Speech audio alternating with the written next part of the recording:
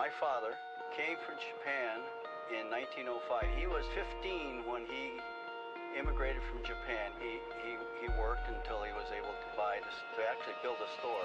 Let me tell you a story in form of a dream. I don't know why I have to tell it, but I know what it means. Close your eyes, just picture the scene as I paint it for you. It was World War II when this man named Kenji woke up. Ken was not a soldier. He was just a man with a family who owned a store in LA. That day, he crawled out of bed like he always did, bacon and eggs for the wife and kids. He lived on the second floor of the little store he ran. He moved to LA from Japan. They called him immigrant. In Japanese, he'd say he was called Issei. That meant first generation in the United States, when everybody was afraid of the Germans and afraid of the Japs, but most of all afraid of a homeland attack. That morning, when Ken went on doormat, his world went black, cause right there, front page news, 3 weeks before 1942, Pearl Harbor's been bombed and the Japs come. Pictures of soldiers dying and running. Ken knew what it would lead to, just like he guessed. The president said the evil Japanese in our home country would be locked away. They gave Ken a couple days to get his whole life packed in 2 bags. Just 2 bags. He couldn't even pack his clothes. Some folks didn't even have a suitcase to pack anything in. So 2 trash bags, all they gave them. When kids asked Mom, where are we going? Nobody even knew what to say to them. Ken didn't want to lie. He said the U.S. is looking for spies, so we have to live in a place called Manzanar, where a lot of Japanese people are. Stop it. Don't look at the gunman. You don't want to get the soldiers wondering if you're going to run or not, because if you run, then you might get shot. Other than that, try not to think about it. Try not to worry about it being so crowded, because someday we'll get out. Someday.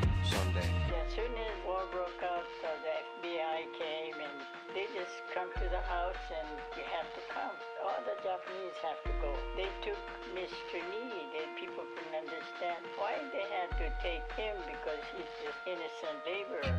So now they're in a town with soldiers surrounding them. Every day, every night, look down at them from watchtowers up on the wall. Ken couldn't really hate them at all. They were just doing the jobs, and he wasn't going to make any problems.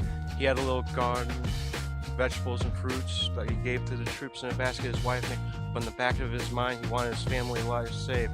Prisoners of war in their own damn country, what for? And time passed in the prison town. He wondered if he'd live down, and when they were free, the only way out was join the army, and supposedly some men went out for the army sign on and ended up flying to Japan with a bomb. That 15 kiloton blast put an end to the war pretty fast.